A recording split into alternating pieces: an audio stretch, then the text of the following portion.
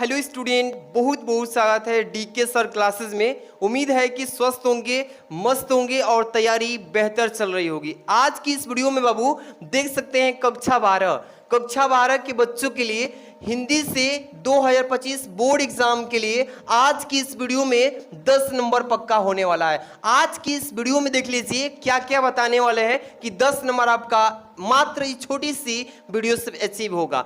आज की इस वीडियो में महत्वपूर्ण जीवन परिचय, आज की इस वीडियो में लेखक का जीवन परिचय प्लस कवि का जीवन परिचय दोनों को जोड़ के लाए हैं और ये 5-5 नंबर का पेपर में पूछा जाता है। 5-5 नंबर का आज की इस वीडियो से आपका 10 नंबर, छोटी सी वीडियो है, 10 नंबर अचीव हो जाएगा। तो आज की इस वीडियो को शुरू से अंत तक देखते रहिएगा क्योंकि आज की इस वीडियो में वो क्वेश्चन लेकर आए हैं जो बार बार पेपर में पूछे जाते हैं। पेपर में हर एक साल आने वाले क्वेश्चन को लेकर आए हैं और जीवन परिचय याद करने का ट्रिक भी बताएंगे कि आप आराम से कैसे ट्रिक से लिख सकते हैं, याद कर सकते हैं। तो वीडियो को शुरू से अंत तक देखते रहिएगा, लाइक कर देना और अंतिम तक समझ लीजिए। इससे पहले आपको मोटिवेशन लाइन सुनाना चाहता हूं। मोटिवेशन लाइन जरूर बताइए कैसा लगा।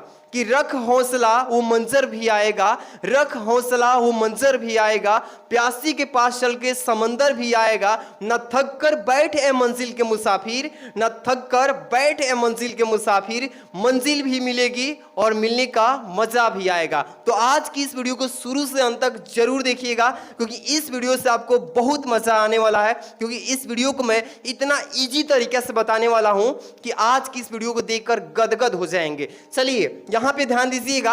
सबसे पहले इंपॉर्टेंट यहां पे लेखक का जीवन परिचय, यहां पे 4 लेखक का नाम बताऊंगा। इस चारों लेखक का नाम अच्छे से याद कर लीजिए भाई कि इसी के बारे में हमें जीवन परिचय पढ़ के जाना है। ठीक है, 5 नंबर तो यहां से और ठीक नीचे आपको कवि का भी बताने वाला हूं, तो चिंता मत कीजिए, 10 नंबर दिला के जाएंगे। ध्यान दीजिएगा, यहां पे सबसे पहला आपका है लेखक का नाम डॉक्टर हजारी प्रसाद द्विवेदी। क्या है बाबू? डॉक्टर हजारी प्रसाद द्विवेदी। इनका आप अच्छे से पढ़ के जाना जीवन परिचय, काफी आईएमपी है ये जीवन परिचय। बार बार प्रीवियस ईयर क्वेश्चन पेपर जब उठाएंगे इनको ही पाएंगे। ध्यान समझिएगा, डॉक्टर हजारी प्रसाद द्विवेदी जी का जीवन परिचय पढ़ लेना है। ठीक, इसके बाद दूसरा नंबर देख पा रहे हैं वासुदेव शरण अग्रवाल। वासुदेव शरण अग्रवाल जी का जीवन परिचय एकदम बेहतरीन तरीके से याद कीजिए। इसके बाद बिना देखे हुए एक बार लिख डालिए। गारंटी बोल रहा हूं पेपर में आपको देखने को मिलने वाला है क्योंकि आईएमपी है। इसके बाद चलेंगे प्यारे बच्चों, यहां पे 3rd नंबर डॉक्टर क्या लिखा है? APJ Abdul Kalam. Doctor APJ Abdul Kalam वाला काफी वायरल है, एकदम अच्छे से इसको पढ़ लेना है। इनके बारे में जीवन परिचय, साहित्यिक परिचय जितने भी है ना आईएमपी है। इस वीडियो में मैं लेखक से तो 4 बताऊंगा, कवि से भी 4 बताऊंगा, चिंता मत कीजिए। 4 नंबर देखिए कन्हैया लाल मिश्र प्रभाकर जी, इनको भी अच्छे से पढ़ लेना है आईएमपी। ये मैंने 4 ठे बताया है लेखक का जीवन परिचय, आपको अच्छे से पढ़ लेना है अगर आप 2025 बोर्ड एग्जाम में अच्छा स्कोर करना चाहते हैं। स्क्रीनशॉट भी ले लीजिए प्यारे बच्चों, स्क्रीनशॉट ले लीजिए। और चलते हैं अब आगे की तरफ। हम आगे अब बताने वाले हैं इंपॉर्टेंट यहाँ पे कवि का जीवन परिचय। किनका प्यारे बच्चों?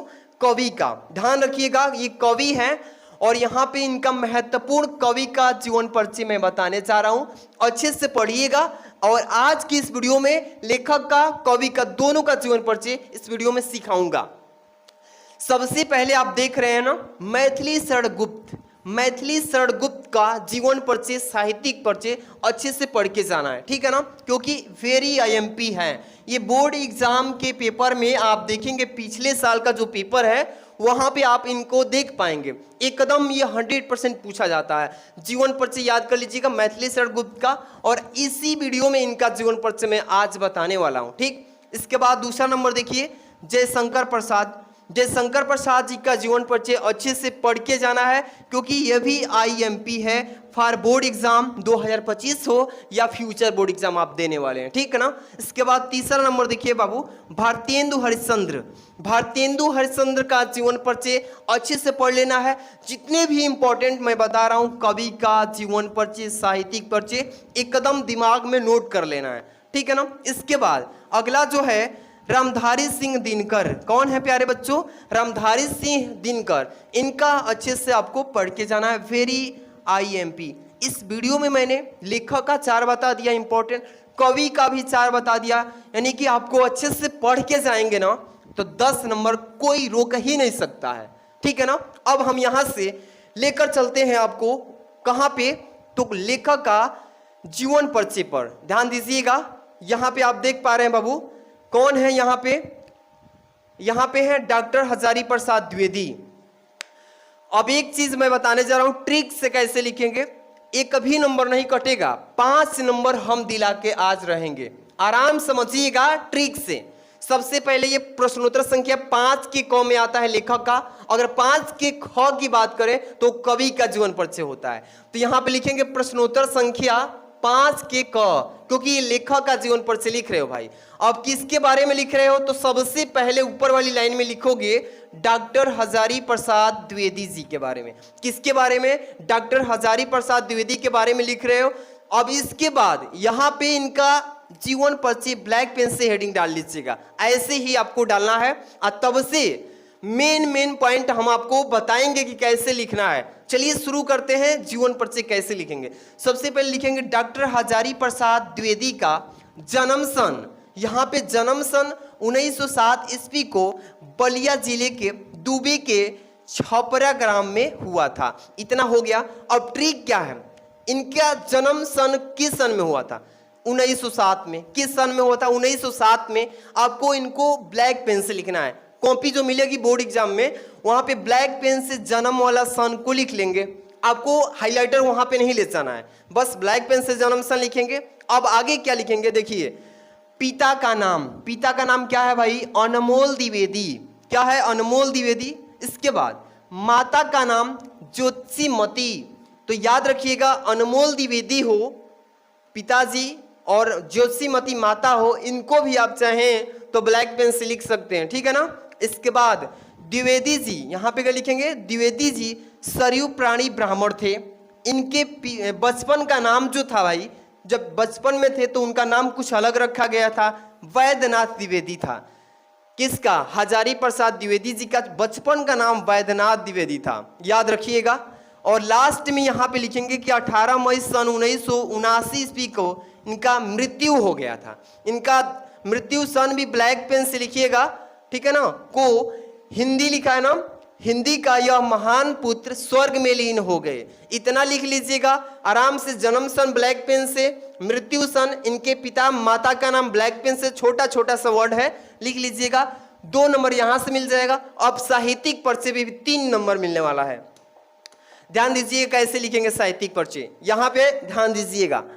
साहित्यिक परिचय यहाँ पे दिख रहा है ना हेडिंग, ऐसे ही आपको भी पेपर में लिखना है, साफ सटीक तरीके से लिखेंगे। आचार्य हजारी प्रसाद द्विवेदी जी का यहाँ पे देखिए हिंदी साहित्य के अंतर्गत आलोचना तथा निबंध के क्षेत्र में अविस्मरणीय योगदान है।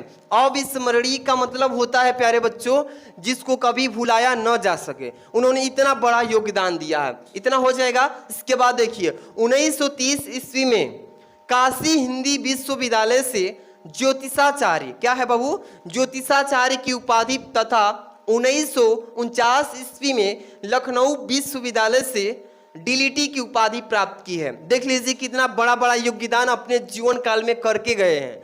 अब देखिए कई विभागों के अध्यक्ष एवं प्रमुख भी रह चुके हैं, देख रहे हैं ना। इसी तरीके से आराम से आपको लिखना है। चलिए आगे लेकर चलते हैं, थोड़ा सा इनमें और लिखना है, जो इनकी कृतियां है अच्छे से लिखेंगे तो ही फुल नंबर मिल पाएगा। देखिए जैसे कि इनकी कृतियां क्या है, यहाँ पे दिख रहा है ना कृतियां, अच्छे से ऐसे हेडिंग डालेंगे कृतियां। कृतियां में क्या है? आलोचनात्मक कृतियां। आलोचना का मतलब होता है किसी के बारे में बड़ाई करना, तो वही आलोचनात्मक कृतियां हेडिंग डाल लेंगे। अब यहाँ से पूछेंगे सर आलोचनात्मक कृतियां कितना हम लिख सकते हैं? कम से कम 4 से 5 लिख सकते हैं, अधिक से अधिक 8 भी लिख सकते हैं। तो यहाँ पे मैंने देखिए लिखा है पहला नंबर सुर साहित्य। क्या है आलोचनात्मक में? पहला सुर साहित्य है। दूसरा क्या है बाबू? कालिदास का लालित योजना है। इसके बाद तीसरा जो है हिंदी साहित्य की भूमिका, इन्होंने हिंदी साहित्य की भूमिका दिया था, ठीक है ना। इसके बाद 4 नंबर देखिए प्राचीन भारत के कलात्मक विनोद, इन्होंने दिया था। इसके बाद 5 लिख लेंगे कबीर। ये सभी पांचों जो आप देख रहे हैं ना, ये आलोचनात्मक कृतियां है। इसी तरीके से पेपर में अच्छे से याद करके छाप देना है। चलिए आगे की तरफ बढ़ेंगे बाबू। आगे जो देखेंगे यहां से निबंध संग्रह, ये भी आपको पेपर में लिखना पड़ेगा। निबंध संग्रह अच्छे से अगर लिखेंगे तो ही नंबर मिलेगा। हेडिंग डाल लीजिएगा जिसे कल्पलता, ये कल्पलता आप देख रहे हो बाबू, ये निबंध संग्रह है। इसके बाद अशोक के फूल, अशोक के फूल जो आप देख रहे हैं यह भी है। इसके बाद कुटज है। इसके बाद आदि लिख लीजिएगा। ज्यादा मत लिखिए, कम से कम 3 या 4 लिख लीजिएगा, नंबर काटेगा ही नहीं एग्जामिनर। यहाँ पे अगला लिखिएगा उपन्यास। क्या लिखिएगा हेडिंग उपन्यास। उपन्यास में क्या लिखना है, जैसे कि बाण भट्ट की आत्मकथा, इस तरीके से लिख लीजिएगा। अनावा दास का पोथा हो जाएगा। इसके बाद पुनर्नवा लिख लीजिएगा। इसके बाद चारुचंद लेख। इस तरीके से जब लिखेंगे तो 3 नंबर साहित्यिक सेवा से मिल जाएगा। टोटल की बात करें तो जीवन परिचय से आपको कितना मिल गया बाबू, 2 नंबर प्लस साहित्यिक परिचय भी आपने तैयार किया 3 नंबर, टोटल जोड़ेंगे तो 5 नंबर की तैयारी कर लिया केवल लेखक का जीवन परिचय से। अब ऐसे ही अब कवि का भी जीवन परिचय आप छापेंगे, दिमाग में छापेंगे, ठीक है ना। चलिए आगे हम लेकर चलते हैं और इससे पहले का हम मोटिवेशन लाइन सुनाएंगे। मोटिवेशन लाइन आप ध्यान रखिएगा कैसा होने वाला है। ये मोटिवेशन लाइन है आपके लिए कि बाज बनाकर छोड़ूंगा तुझे, बाज बनाकर छोड़ूंगा तुझे, पंख लगाना बाकी है, बारूद बाबू खुद ही तेरे अंदर है, आज की क्लास से आग लगाना बाकी है। चलिए आग लगाते हैं इस प्रश्न में और दिमाग में छाप लेंगे, पेपर में एकदम फोड़ के आना है। चलिए प्रश्न संख्या देख पा रहे हैं, प्रश्न संख्या 5 के जो ख है ना, मैंने बताया था कि एक कवि का जीवन परिचय होता है। क्या होता है प्यारे बच्चों, कवि का जीवन परिचय। याद रखिएगा 5 के ख में कवि का, 5 की क में लेखक का जीवन परिचय। इस जीवन परिचय को याद करके जाना, 5 नंबर कोई नहीं रोकेगा। ध्यान रखिएगा मैथिली शरण गुप्त का, इस वीडियो में कवि को मैथिली शरण गुप्त को यहाँ पे लिखे हैं, कैसे लिखना है तैयारी करके जाइएगा, 5 नंबर ध्यान रखिएगा। चलिए शुरू करते हैं। कहाँ से स्टार्ट करेंगे, जीवन परिचय से। ऐसे हेडिंग डाल लीजिएगा, लिखेंगे कि मैथिली शरण गुप्त का जन्म सन 1886 ईस्वी में, कहाँ पे 1886 ईस्वी में चीर गांव में हुआ था। किस गांव में, चीर गांव में। इनके पिता जो थे सेठ रामचरण गुप्त थे। मैंने बताया था जन्म सन को ब्लैक पेन से कॉपी में लिखिएगा। पिताजी का नाम सेठ रामचरण, ब्लैक पेन से लिखा आपने। अब आगे चलते हैं। सेठ रामचरण गुप्त स्वयं एक अच्छे कवि थे, उनके पिताजी एक अच्छे कवि थे। गुप्त जी पर अपने माता पिता का पूर्ण प्रभाव पड़ा। जो गुप्त जी थे मैथिली शरण गुप्त, इनके माता पिता का असर इन पर भी आ गया था, ठीक है ना, वही चीज है। आचार्य महावीर प्रसाद द्विवेदी से भी इन्होंने बहुत प्रेरणा मिली। जो आचार्य महावीर प्रसाद द्विवेदी जी थे, उन्होंने बहुत कुछ मैथिली शरण गुप्त को सिखाया था अपने जीवन में, और इन्होंने बहुत अच्छे से सीखा था, ठीक है ना। आगे देखिए, गुप्त जी विनम्र, हंसमुख और सरल स्वभाव के व्यक्ति थे। समझ रहे ना, विनम्र का मतलब दयालु, ठीक है ना। विनम्र थे, हंसमुख थे, मतलब एकदम हंसते खेलते, किसी भी बात को ज्यादा सीरियस में नहीं लेते, अच्छे से किसी भी चीज को मैनेज कर लेते थे। अब उन्होंने सरल स्वभाव के थे, ठीक है ना। अब साकेत के बारे में बात करेंगे। साकेत महाकाव्य और पर उन्होंने हिंदी साहित्य सम्मेलन प्रयाग से क्या चीज पाए हैं, मंगला प्रसाद पारितोषिक भी इन्हों को मिला है इनको, ठीक। भारत सरकार द्वारा गुप्त जी को क्या मिला है, साहित्य सेवा के लिए पद्म भूषण से सम्मानित किया गया है इनको। किस चीज से, पद्म भूषण जो मिलता है ना, उसी पद्म भूषण से इनको भी सम्मानित किया गया है। जीवन के अंतिम क्षणों तक, मरने के अंतिम क्षण तक ये निरंतर साहित्य सृजन क्या किए, सृजन करते रहे। और क्या हुआ आखिरी में कि 12 दिसंबर 1964 ईस्वी को माँ भारती का यह महान साधक स्वर्ग में विलीन हो गए, यानी कि इनका निधन हो गया। तो आपको मेन पॉइंट मैंने बता दिया कि जो है ना, उसको ब्लैक पेन से अच्छे से बोर्ड एग्जाम में लिखना है। इस पे आपको 2 नंबर मिल जाएगा। आगे बता रहे हैं बाबू आपको यहाँ से, अब साहित्यिक सेवाएं, यहाँ पे ध्यान दीजिएगा। साहित्यिक सेवाएं वाला जो पेज है लग रहा है छूट गया है। चलिए यहाँ से तो मैं मैनेज करूंगा, लेकिन सकेत थोड़ा बारे में पढ़ लेते हैं। चलिए सकेत, हेडिंग डाल लीजिएगा सकेत। क्या लिखेंगे कि यह उत्कृष्ट महाकाव्य है जो श्री रामचरितमानस के बाद राम काव्य का प्रमुख स्तंभ है। इतना आप लिख लेंगे सकेत में। इसके बाद साहित्य में स्थान, प्यारे बच्चों साहित्य में स्थान आप लिखेंगे तो यहां से आपका पूरा नंबर मिल जाएगा। ध्यान दीजिएगा, राष्ट्र कवि मैथिली शरण गुप्त आधुनिक हिंदी के सर्वाधिक लोकप्रिय कवि रहे हैं। ठीक है ना। खड़ी बोली को काव्य के सांचे में ढालकर परिष्कृत किया है। क्या किया है? परिष्कृत करने का जो असाधारण कौशल इन्होंने दिखाया है वह जो है अविस्मरणीय रहेगा, यानी कि जिसको कभी भुलाया नहीं जा सकता, अविस्मरणीय रहेगा। ठीक, इन्होंने राष्ट्र को जगाया, यानी कि अपने देश को आगे बढ़ाया, ऐसी ऐसी योजना दिया, ऐसे ऐसे रूल मतलब बताया गया, जगाया, और उनकी चेतना को वाणी दी। उनकी चिंता जो है, उनकी चेतना है जो हमारे इम्प्रूव होने लायक, उनकी वाणी दी। ऐसे इन्होंने बड़ा योगदान दिया है। इनके जीवन परिचय में, साहित्यिक परिचय में बाबू ऐसे ही अच्छे से लिख देंगे। 5 नंबर तो एग्जामिनर भी नहीं रोकेगा। ठीक है ना, आराम से लिख लेंगे कि नहीं। कैसी लगी वीडियो? अभी पीडीएफ भी दे देते हैं बाबू, चिंता नहीं करना है आपको, पीडीएफ भी हम प्रोवाइड कर रहे हैं। सबसे पहले लेकर चलते हैं होम पेज की तरफ, फर्स्ट पेज की तरफ चलेंगे, क्योंकि वहीं पे आपको डिटेल शेयर कर रहा हूं कि कैसे आप अचीव करेंगे पीडीएफ, है ना बाबू। ध्यान दीजिएगा। चलिए पीडीएफ कैसे पाएंगे?